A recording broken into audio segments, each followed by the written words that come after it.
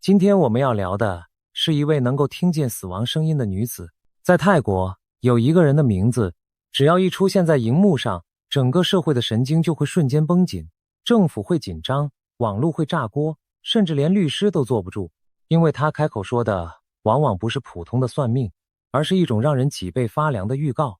他總說這些話不是他自己想說的，而是死神大人透過他的嘴說給活着的人聽的。他就是普萊。而這一次事情變得更加詭異。據他自己所說，死神大人早就下了命令，要他把嘴閉上，能不說就不說，尤其是關於災難，關於政治，一個字都得謹慎。而真正的關口落在7月，仿佛有一道無形的封印，把他的舌頭牢牢地鎖到了那個時間點之前。可是就在2026年的5月，距離那道關口還有整整2個多月的時候，他卻忍不住了。他提前開了口，一句接着一句，把心裡壓着的那些東西全都倒了出來。一個能和死神對話的人，被死神親自下令噤聲，卻甘願冒着風險提前開播。他到底看到了什麼，才會做出這種選擇？今天我們就一層一層把這件事慢慢的掀開來看。先說他這個人，很多人以為算命的都是江湖術士，靠着一張嘴騙錢，可普萊的來歷比你想的要黑暗得多，也沉重得多。他從很小的時候就開始看見一些別人看不見的東西。對童年的他來說，最恐怖的其實不是看見鬼，而是分不清站在他面前的那個人到底是活人，還是一縷早已死去的魂。他分不出來。你能想象那種感覺嗎？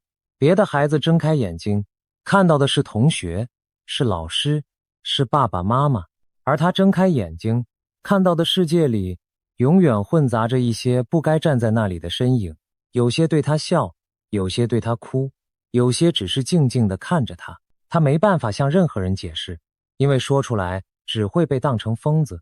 這種孤獨是常人一輩子都碰不到的孤獨，而這種混亂一分不差地跟着他長大，一跟就是10幾20年。一個孩子要用多大的力氣才能在這樣的世界裡假裝自己是個正常人，然後一天一天地活下去？真正的轉折發生在他22到23歲的時候。據他自己講述，最早找上門來的其實不是死神大人，而是印度教裡的濕婆神，還有他的伴侶烏瑪女神。神明要他承接這份天命，出來替世人指路。可年輕的普萊偏偏是個倔脾氣，他不信，也不願意，他只想過一個普通人的日子，一個不用背負這些的日子。於是他一次又一次的抗拒，抗拒到底，結果呢？他病了，病得極重，重到幾乎要把命都賠進去。他的母親走投無路，跑到廟裡替他求，向神明求，向觀音菩薩求，一遍一遍的磕頭，只求把女兒從鬼門關前拉回來。而就在他命懸一線的那一刻，死神大人來了。他後來回憶那第一次見面，用的詞是通紅，他整個人是紅的，是滾燙的，光是靠近就讓他喘不過氣，那種恐懼幾乎要把人整個壓垮。可就是這麼倔強的普萊，居然還敢跟死神討價還價。他說：“您能不能變得好看一點？”說來也奇，從那之後，死神大人真的換了一副溫和許多的模樣出現在他面前。他說，其實他非常慈祥，他甚至可以和他像朋友一樣聊天。就這樣，一個原本抗拒天命，抗拒到差點喪命的女孩，成了死神大人在人間的一張嘴。這裡有一個很多人會忽略的細節，值得我們記在心裡。普萊本人其實還擁有佛學方面的博士學位，這也是為什麼很多人會在他的名字前面正正經經地冠上一個博士的頭衔。他不是一個目不識丁的鄉野術士，他受過完整的學術訓練，懂得經典，也懂得思辨。一個這樣的人選擇站出來，用自己的名聲去換那些沒有人願意聽的警告，這件事本身就已經很不尋常了。還有一點我們必須說清楚，普萊承接的其實不只有死神大人一位。在他的講述裡，他的身體像是一座神明來去的殿堂，不同的神掌管着人間不同的事，求姻緣，求財運，求事業，求平安健康，各有各要叩拜的那一尊。而死神大人是他面對那些最沉重、最生死攸關的大事時，才會去叩問的那一位。也就是說，當他開口談的是一整片土地的安危，是千萬人的生計與性命，那份訊息的來處往往就是死神大人。這也讓我們更能體會他那些預警的分量究竟有多重。更何況，據他所說，這條路從來就不是他自己選的，他抗拒過，逃避過，也因此被狠狠地教訓過。神明給他的是一句幾乎不留餘地的話：你得看，你要是不看，就活不成。你能想象嗎？一份讓他痛苦不堪的天賦，卻是用性命逼着他去承接的。所以他說出來的每一句話，與其說是一場表演，不如說是一份他不得不服的刑期。你可能會問，泰國的神明那麼多，為什麼偏偏是死神？這正是這個故事最耐人尋味的地方。因為在普萊的講述裡，這位死神大人根本不是我們刻板印象中那個只會在你斷氣時來勾魂的黑袍判官。我们得先把腦子裡對死神的成見暫時放一放。在普萊所描述的那個世界裡，死神大人管的事情多到會徹底顛覆你的想象。他不只是你走的時候來接你的那一位，他更是你來的時候替你簽字放行的那一位。聽起來很誇張，可他說的非常具體。他說，一個生命能不能被生下來，是死神大人點頭批准的。你這一世會投胎成什麼？是人？是大象？是牛？是馬？是天上飛的鳥？還是一隻小小的蚊子？全是死神大人的決定。你會生在誰家？你的父母是誰？也是他一手安排的。更關鍵的是，你出生的年、月、日、時，是他替你定下的。這意味着什麼？意味着你這一生的命盤，從你落地的那一刻，到你閉眼的那一刻，會走成什麼模樣，早就攤在他的案頭上了。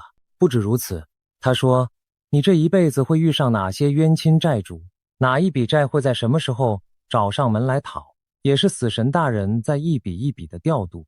甚至你家裡的地基主，那些看守着一方土地的神靈，往上追溯，全都歸他管。所以他才會告訴信眾，你想讓自己的家宅安穩，就得先敬死神大人。而最讓人意外的一點是，他說死神大人手裡掌握的財富多到數都數不清，全是他親手所創。所以一個人這輩子能不能聚得起財，他其實也幫得上忙。聽到這裡，熟悉東方文化的朋友心裡多半已經浮現出另一個身影了，那不就是我們口中的閻羅王嗎？那不就是傳說中那本記着每一個人生死壽數的生死簿嗎？沒錯，普萊口中的死神大人和我們文化裡掌管六道輪迴、執掌陰司地府的十殿閻君，隱隱約約是同一種存在。我們的老祖宗早就相信有這麼一位大神，坐在幽冥的深處，翻着一頁一頁的簿冊，決定着誰該來，誰該走。我們也有地藏菩薩發下那句地獄不空，誓不成佛的大願，日日夜夜守在生死的交界。只不過在普萊的描述裡，這位大神被放大到了極致。他不只管死後那一段，他管的是你從投胎到往生，從欠債到還債，從腳下的土地到手裡的錢財，一整條完整的命運長河。你發現了嗎？在這套說法裡，死神大人早就不是死亡的終點，而是命運的起點以及全程。他管生管死，管你投胎的樣子，管你欠下的債，管你腳下的土地，管你手裡的錢。這裡頭其實藏着一個更讓人不安的暗示。你想想看，一位掌管死亡的大神，為什麼要開口去談油價，去談戰爭，去談大水和大火？死亡照理說是最終點的事，可他偏偏要對活人的世界這些柴米油鹽指指點點。這說明什麼？這說明在他眼裡，那些看似遙遠的災劫已經和一條一條活生生的性命緊緊地綁在了一起。當一位死神開始替活人操心的時候，那本身就是一個最沉重的信號。如果这一切都是真的，那麼從這樣一位大神嘴裡說出來的話，分量自然就非同小可。這也正是為什麼每當普萊說出死神大人捎來的訊息，整個泰國社會會如此不安。關於這位死神大人，普萊還說過一句聽起來玄之又玄，卻格外耐人尋味的話。他說，靈的那個世界其實並不是一成不變的，它會隨着人的信仰，隨着時代悄悄地改變模樣。他第一次見到死神大人，他是通紅駭人的古老模樣，可他後來所看見的卻更接近一種現代的形象，不再是我們印象中那個古畫裡青面獠牙的判官。這句話背後藏着一個很深的意思，那個看不見的世界仿佛是隨着看他的人心，隨着我們所處的這個年代一起在生長，在变化。換句話說，我們今天所恐懼的，所相信的，所召喚出來的，某種程度上也正在悄悄地重塑着那個幽冥的模樣。想到這一層，你會發現這件事遠比一個算命的故事要深邃得多。可是一個能聽見這麼多天機的人，日子其實過得並不好，恰恰相反，他過得非常非常辛苦。时間來到2024年，那一年普萊做了一個很多人都沒想到的決定，他剃度出家，受戒成為一位比丘尼，還得到了一個法號。那個法號的意思是擁有殊勝智慧的人。可就在这段修行的日子裡，一個真相被他親口說了出來，聽完之後讓很多人心裡發酸。他說他病了，他得了很嚴重的恐慌症，還有憂鬱症。你想想看，這是一種多麼殘忍的對照，一個看見了他人生死的人，一個能替別人指點迷津的人，自己卻被焦慮和抑鬱死死地纏住，動彈不得。而更沉重的是，他透露死神大人曾經嚴厲地提醒過他，叫他把話收一收，關於災難，關於政治，能少說就少說，盡量閉嘴。為什麼？因為他每一次開口預言，幾乎每一次都會應驗，而每一次的應驗都像一塊沉甸甸的石頭，重重地砸回他自己身上。想想看，這是一種什麼樣的處境？你能提前看見那些還沒發生的災禍，看見那些將要流的血，將要碎掉的家。你想開口警告，救人一命，可你越是說中，就越是被反噬，被責難，被人指着鼻子謾罵。你閉嘴，良心不安，你說話自身難保。這其實是一個古老得不能再古老的悲劇。在許多古老的傳說裡，都有這樣一種被詛咒的先知，他們能看見未來，卻永遠沒有人相信，或者就算相信了，也只會把災禍的怒火發洩到報信者的身上。看得見卻攔不住，說出來卻救不了。這種眼睜睜的無力，比看不見還要痛苦100倍。這就是一個先知的兩難，也是死神大人替他套上那道封印的真正原因。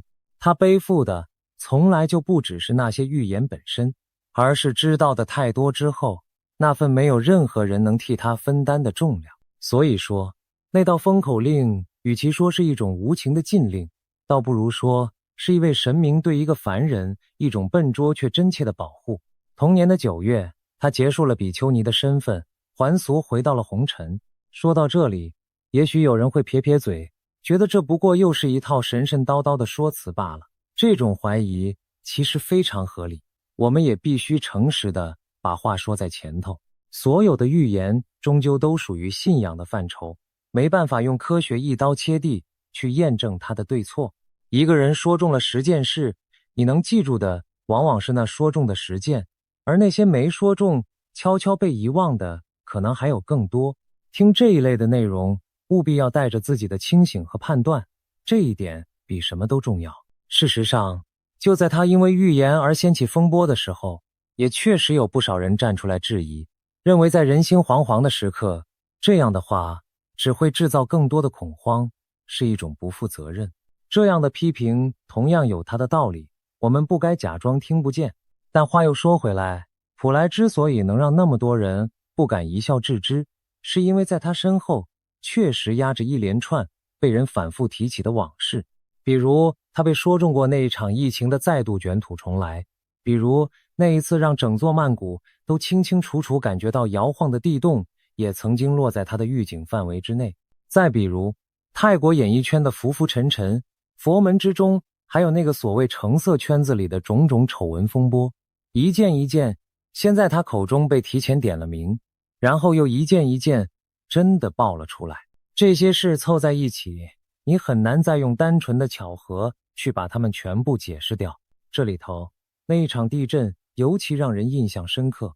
當高樓真的在眾人眼前搖晃起來，當整座城市的人驚慌地湧上街頭，抬頭望着那些晃動的建築時，很多人的腦海裡忽然就想起了他從前說過的話。那一刻，一個原本只是茶餘飯後閒聊的預言，突然變成了腳下真實的震動。那種衝擊是很難用言語去形容的。你可以不信一句話，可你很難不信自己親身感受到的摇晃。也正是這一次又一次，從嘴邊的傳聞變成眼前的現實，才讓他關於水、關於火、關於這一整年天災的種種警告，在許多泰國人的心裡有了完全不一樣的重量。他們或許依舊半信半疑，可再也不敢把他的話完完全全當成耳邊風了。而其中最常被人翻出来說的是關於前總理塔克辛的那一次。那是2023年的7月，當時外界都在傳流亡在海外的塔克辛要回泰國了，而且這已經不是他第一次說要回来了。之前放過的話一次又一次的跳票落空。就在這種山雨欲來的氣氛下，普萊替死神大人傳了話。他說死神大人每一次都表示不希望他在這個時候回來。他甚至把話說得非常白，如果塔克辛在那一年，也就是2023年真的踏上歸途，那麼他有7、8成的幾率會坐牢。他語重心長地勸，寧可失信也罷，你都已經說過那麼多次要回來了，不差再食言這一回，為了你自己，也為了家人的安全，再等一等。他說如果願意再多等3年，回來的方式會很不一樣，可要是硬要在那一年回，結局恐怕不会太好看。後來的事大家都親眼看到了。2023年的8月，塔克辛還是踏上了泰國的土地，而在機場迎接他的正是一連串早已備好的司法程序。1次2次，或許還能說是碰巧，可當這樣的事情一而再再而三的重演，人們就很難再把他的話當成耳邊的一陣風了。也正因為如此，才有了2025年夏天那一场幾乎把他整個人都掀翻在地的驚天風暴。那是2025年的夏天，泰國和柬埔寨的邊境氣氛正繃到極點，一觸即發。就在這個最敏感的節骨眼上，普萊再一次替死神大人開了口，而他這一次的預警兇得嚇人。他說就在1、2天之內，邊境會爆發一場大規模的衝突。他甚至用一種近乎哀求的語氣，要邊境的民眾趕快撤離，別再守着家當，別再管那些身外之物了，因為這一回會有很嚴重的流血。這番話像一顆投進人群的炸彈，瞬間在整個泰國社會炸開了鍋。恐慌以驚人的速度蔓延前線的居民，前線的士兵人人自危。緊接着，反彈的浪潮排山倒海地壓了過來。有律師直接跑去了警察局，正式對他提出告訴，罪名是散布不實訊息，造成公众恐慌，甚至還牽扯上了與國家安全相關的電腦犯罪法條。有人在節目上毫不留情地說，他可能根本就是個精神有問題的病患，滿嘴胡話，成天嚇唬別人，再不然就是個借着算命四處斂財的騙子。輿論的巨浪一波接着一波，把他整個人狠狠地淹沒了。這裡其實有一個非常值得我們停下來想一想的難題，一個聲稱看見了災難的人到底該不該說出来？如果他說了，事情沒發生，他就是造謠生事，害得人心惶惶。可如果他閉嘴了，事情真的發生了，那些原本可以逃走的人沒有逃，這筆賬又該算在誰的頭上？這中間的分寸實在太難拿捏了。站在維持秩序的立場，攔住這樣的話，是為了不讓社會亂成一團。可站在一個報信者的立場，眼看着危險逼近，卻要他把嘴閉上，這又何嘗不是一種折磨？這兩邊其實都有各自的道理，沒有一個標準答案。而普萊就這樣被夾在了正中間，而他呢，他垮了。據當時傳出來的消息，他因為承受不住那鋪天蓋地的批評，壓力大到直接病倒，被緊急送進了醫院，再也無法面對任何一個鏡頭。可是就在他躺在病床上的那段日子裡，邊境的現實卻朝着一個讓人不寒而栗的方向一步步走了下去。泰柬邊境真的傳出了武裝衝突，真的有士兵倒下，真的有鮮血流淌在那片土地上。那段時間的邊境貿易一口氣重挫了2成多。泰國內閣後來甚至通過了撫恤方案，為在衝突中犧牲的軍人拿出高達1000萬泰銖的撫慰金，為那些無辜受難的平民也備下了800萬泰銖。當那些冰冷的數字變成一則一則真實的新聞，很多當初罵得最兇的人都沉默了。你現在應該能真正明白死神大人為什麼要他閉嘴，因為他所背負的那些話不只會刺痛整個社會，更會一次又一次地反過來把他自己撕得粉碎。這道封印與其說是無情的禁令，不如說是一種帶着疼惜的保護。那麼最核心的那個問題就這樣赤裸裸地擺在了我們面前。既然說真話的代價已經慘烈到了這種地步，既然死神大人的意思是要他一路忍到7月那道關口之後，他為什麼還要在2026年的5月冒着同樣的甚至更大的風險把嘴重新打開？他到底又看見了什麼，才会覺得這一次無論如何都不能再等下去了？在鏡頭前，他攤開了一張讓人越聽心越往下沉的清單。他說，泰國的經濟還遠遠沒有到最壞的時候，很多人已經覺得快撐不下去了。可他說，現在不過是走在下坡路的半途上而已，真正的谷底還在後頭。要熬到觸底反彈的那一天，得有極大極大的耐心，而復蘇所需要的時間恐怕會比所有人想象的都還要長得多。你可以想象一下，那些原本以為咬咬牙就能挺過去的家庭，聽到這句話時的心情。原來最難熬的日子還沒有真正到來。接着他把手指重重地點在了7月上。他說，油價要當心，從7月之後開始很可能會因為囤積一路往上竄。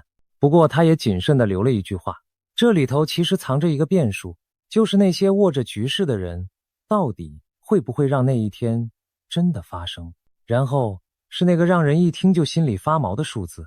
他說，眼下這個世界的戰爭刻度大約落在50，還沒有真正踏進開戰的那個狀態。可他話鋒突然一轉，一旦這個數字往上爬到了62，你就要準備好去承受那一波撞擊了。這個數字成了很多人心裡一根悄悄豎起的警戒線。從那以後，每當國際上傳出一點風吹草動，就會有人在心裡默默地問，那根指針現在爬到哪裡了？他也聊到了黄金，當時的金價已經站上了7萬泰銖的高位，還在那裡僵持着。他說，若是放長線來看，黃金這東西怎麼樣都是值得的。而死神大人給的話非常直接，去10萬泰銖那裡等着，誰有膽誰就拿得到。這句話後來被無數關心資產的人反覆咀嚼。當然，我們必須提醒，投資這種事終究要靠自己的頭腦去判斷，任何預言都不該成為你押上身家的理由。可真正壓在他心頭最重的是天災。他說，這一年水會來得比往年早上2-3個月，從5月開始，種種徵兆就會漸漸浮現出來。而最矛盾也最可怕的是，他說這一年水和火會一起來。照道理說，水本該是用來滅火的，這兩樣東西怎麼會湊在一塊兒？可他解釋，等到大水退去之後，那些被水泡爛、年久失修的老舊設施反而更容易走火，引發火災。所以他苦口婆心地一再叮嚀，能檢查自家電路的人趕快去檢查，供電這一塊大家都得一起當心。他還補了一句最扎心的話，水患的問題其實年年都差不多，無非是雨水加上排不出去的積水，可今年会更凶，而偏偏經濟又這麼糟，大家根本擠不出錢去修，這才是最讓人絕望的地方。天災本身已經夠可怕了，可比天災更可怕的是災難來的時候，你手裡連1分修補的餘錢都沒有。在這一片密密麻麻的警訊裡，他也替大家指了一條相對安穩的路。他說，這段時間泰國的中部或許是全國最安全的一塊土地。可話說到最後，他心裡還是有一件事怎麼也放不下。他說，還有一種東西又高又是水泥做的，那件事還沒完。他沒有把話說死，也沒有點破那究竟是什麼。可正是那股欲言又止的沉重，反而更讓人心裡發毛。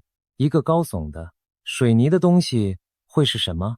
沒有人知道確切的答案，而這份不知道本身就是一種折磨。當然，它攤開的也不全是刺骨的寒意，在那一長串的警告之外，它其實也留下了一抹暖色。他說，到了這一年的後半段，會有一些人的運勢突然像被打開了一樣，財富會以一種近乎奇蹟的方式悄悄地流進他們的生活。那些機會來得比從前任何時候都要輕鬆。你看，這其實才是他真正想傳遞的東西。他從來沒有說過所有的門都要關上了。他想說的是，這一年會很不容易，可日子還是要過，機會也依然存在。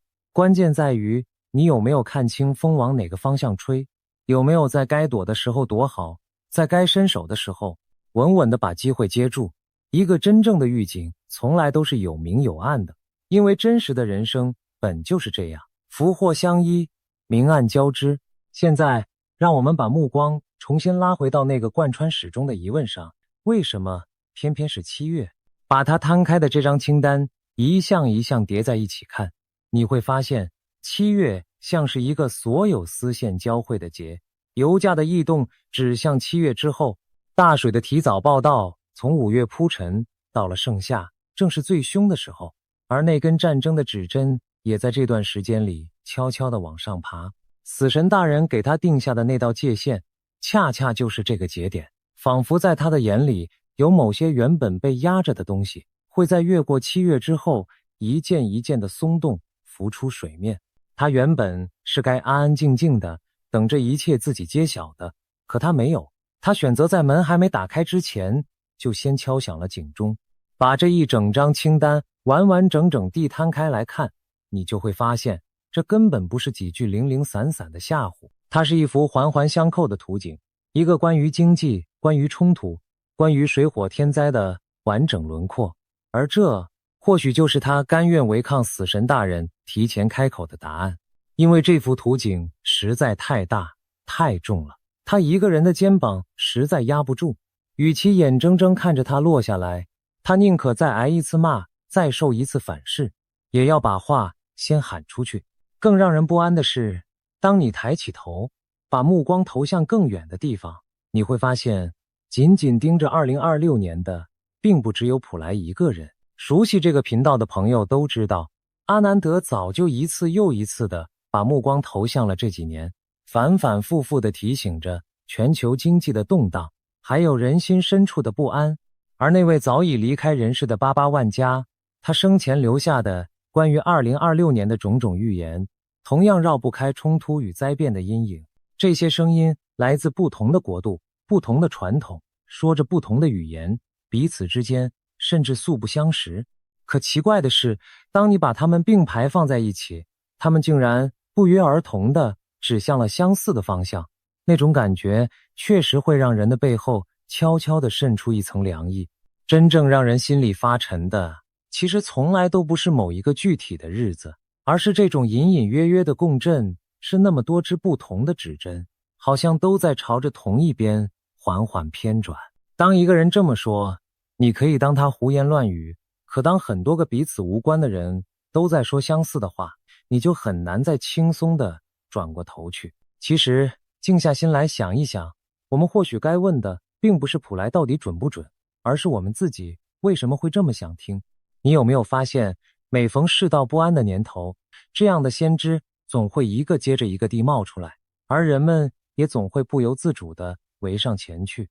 這並不是因為現代人變得迷信了，而是因為當腳下的地面開始晃動，當明天變得再也無法預料的時候，人心深處會生出一種近乎本能的渴望，渴望有一個人能告訴我們前面到底有什麼，好讓我們至少能提前抓住點什麼。從這個角度看，普萊這一類的人之所以存在，與其說是他們有多神通廣大，不如說是我們這個時代的集體焦慮親手把他們一次又一次地推到了聚光燈下。所以與其執着於去爭論一句預言的真假，不如低下頭看一看我們自己心裡那份藏也藏不住的不安。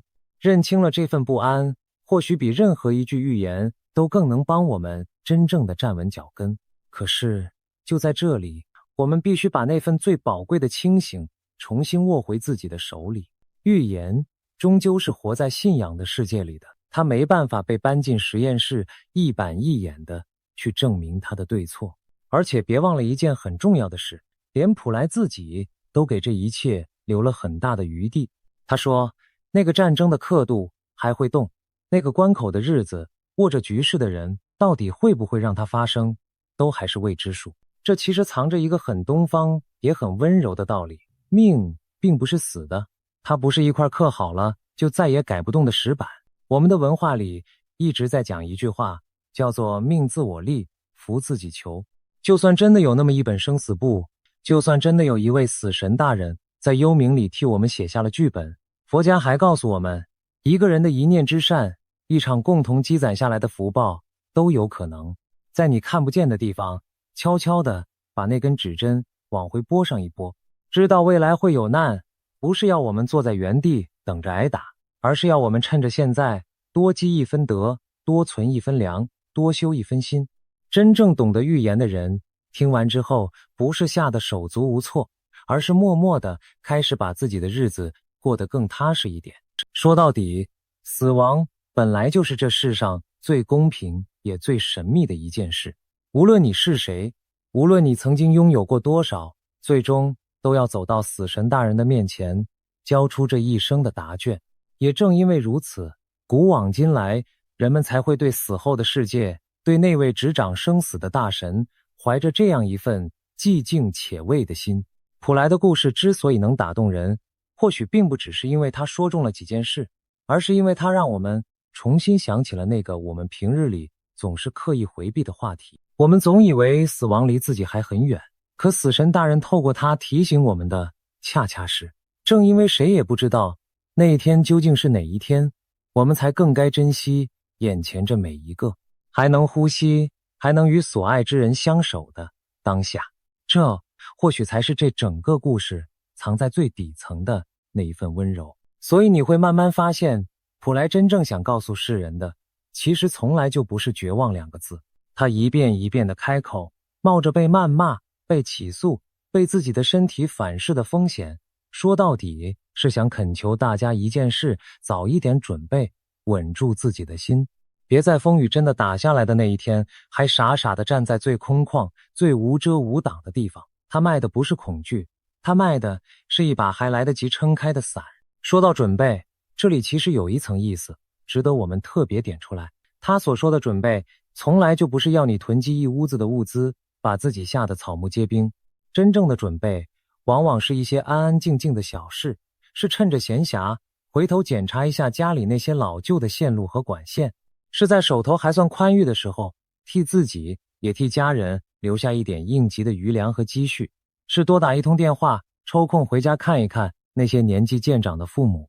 而最重要的是把自己那顆容易慌亂的心先安頓好，因為到頭來你會發現，在任何一場風雨裡，真正能護住你的，從來都不是恐懼，而是那份早就默默替自己做好了打算的從容。這才是他繞了那麼大一圈，冒了那麼大的風險，最想放進我們每一個人心裡的東西。聊到這裡，讓我們再回到最開始的那個畫面，一個能夠和死亡本身对話的女子，被死神大人親口下令晋升，卻終究沒能忍住，在2026年那道7月的關口降臨之前提前開了口。她到底看到了什麼？或許真正的答案並不是某一場具體的災難，也不是某一個冰冷的數字。或許那位替我們決定何时到來，又替我們安排何时離去的死神大人，只是想借着他的這張嘴，提醒還活着的我們一件最簡單卻也最容易被遺忘的事。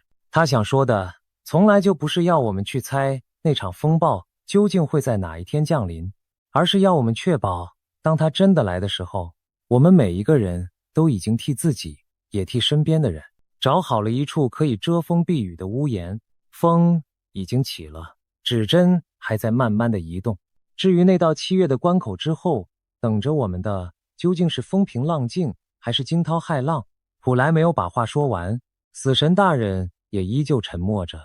而我們能做的，從來就不是躲進恐懼裡瑟瑟發抖，而是趁着天光還在，趁着一切都還來得及，替自己也替我們所愛的人，把那片屋檐一寸一寸地搭得再牢一點。